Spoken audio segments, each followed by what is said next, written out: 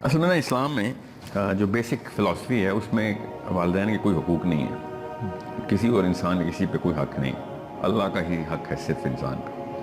اور اللہ تعالیٰ نے جو میٹرکس بنائی ہے اس میٹرکس کو پورا کرنے کے لیے فرائض ہیں ایک دوسرے کے لیے۔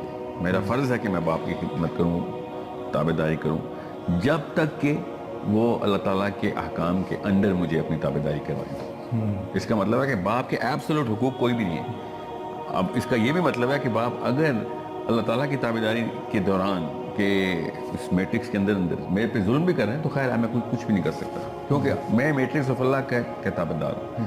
ہم نے جو ایک پلاسٹک کا کانسیپٹ نکالا نا حقوق العباد کا، جو کہ اصل میں اسلام میں ہے in a subset of a bigger matrix, کہ اللہ تعالیٰ کی تابعداری کی وجہ سے میں آپ کی تابعداری کر رہا ہوں، اور جو ہوگا اللہ کے لیے ہوگا۔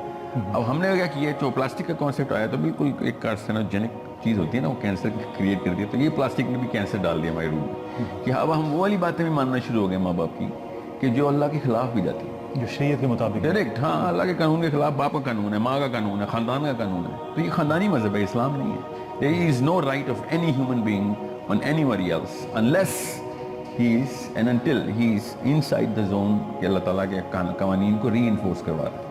اللہ تعالیٰ کے قوانین کو جو ری انفورس نہیں کرا رہا تو بے شک اس نے بایولوجی میں باپ نے بچہ پیدا کر دیا ہو۔ یہ اسلام میں کسی کی عمر کی قدر نہیں ہے، یہ بزرگوں کا احترام اسلام کا کانسیپٹ نہیں ہے، جب ورنہ تو اب چھوٹے بچوں نے ابو جہل کو مارا تھا، ابو جہل نے یہ تو نہیں کہا یار اور عمر کا خیال کر لے میرا، لیکن انہوں نے کیوں نہیں خیال کیا اس کی عمر کا؟ صرف اللہ کا خیال ہے، اللہ کے قانون کا خیال ہے۔ وہ چھوٹا آپ کو تبلیغ کرے گا، چھوٹا آپ کو ٹوکے گا قرآن سدیدہ سے، آپ بے شک 70 سال کے ہیں اور 8 سال کے بچے نے کہا ہے کہ انکل یہ بات غلط ہے، تو آپ اس بچے کا بھی ایسے احترام کریں گے جیسے ایک بڑے کا احترام۔ آپ صرف قوانین کے اس ایسنس کے اوپر اپنے آپ کو پلیس کریں گے، یہ ہمارے باقی کے سارا کچھ کلچر ہے۔ وہ ایک شعر ہے نا کہ توحید تو یہ ہے کہ خدا حشر میں کہہ دے یہ بندہ دو عالم سے خفا میرے لیے ہے، بالکل بالکل۔ اور اب وہی بات ہے، جیسے میں آپ کو ایک مثال دیتا ہوں، اسلام میں کسی اور کے لیے کھڑا ہونا منع ہے۔ صحابی نبی علیہ السلام کے لیے نہیں کھڑے ہوتے تھے جب وہ تشریف ہوتے، ہم لیکن کلاس ٹیچر کلاس میں انٹر ہوتی ہے تو گڈ مارننگ میڈم کہہ کے سب نے کھڑا ہونا ہوتا ہے، اور نہ کھڑا ہو اس کو اسکول سے نکال دیں گے۔ لٹرلی کیا کہیں گے کہ اس بندے کو تمیز نہیں، ٹھیک ہے؟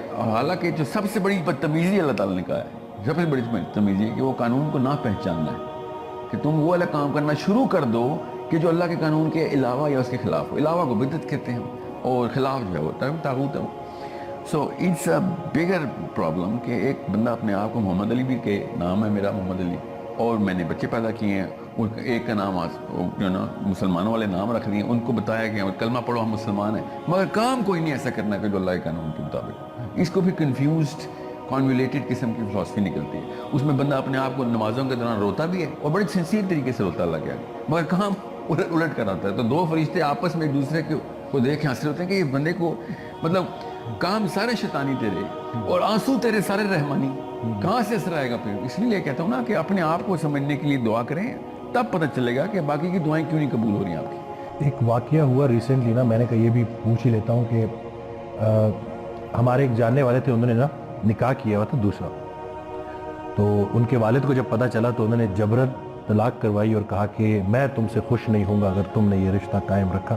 اور ایک اور جملہ بولا انہوں نے کہ شرک کے بعد سب سے بڑا گناہ والدین کی نافرمانی۔ دو ابھی طلاق، اور اس بندے نے پھر جبرن زبردستی اس سے طلاق کروائی۔ یہ جملہ عمومی ہے کہ شرک کے بعد، حالانکہ یہ بات غلط ہے، شرک کے بعد سب سے بڑا گناہ طاغوت ہے، اور یہ ہے اس نے طاغوتی حرکت کی بات کہ اللہ کے قانون کے علاوہ یا اس کے خلاف اپنا قانون نافذ کر دیا۔ کوئی بھی شخص اللہ کے قانون مطلب ایک بیوی کو طلاق دینے کے پیچھے جو وجوہات بتائے گا وہ صرف محمد مصطفیٰ صلی اللہ علیہ وسلم کی ذات ہے، بس اس کے علاوہ کوئی نہیں بتا سکتا کہ کس بیوی کو طلاق دیں گے۔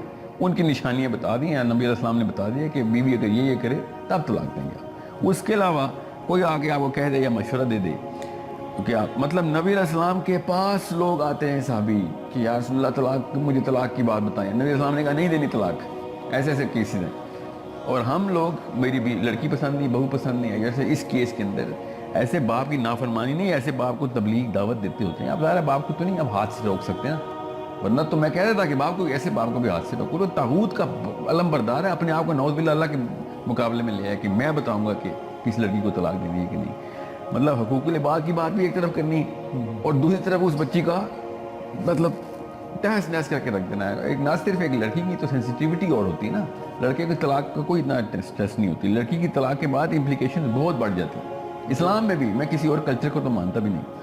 सो वो तो कहीं पे बरूए, मतलब किसी को टेंशन ही नहीं होती कि एक तलाक के बाद लड़की से करना क्या। अगर इस्लाम के असूल पता चल जाए ना तो पाकिस्तानी मर्द शादी करनी बंद कर दें कि तलाक के बाद भी किस तरीके से उस लड़की के नान नफी का इंतजाम रखना है, अपने बच्चों का इंतजाम रखना है। दीन की बात फैलाना सदक़े जारिया है। सवाब की नीयत से वीडियो को शेयर जरूर कीजिए। जज़ाकल्लाह।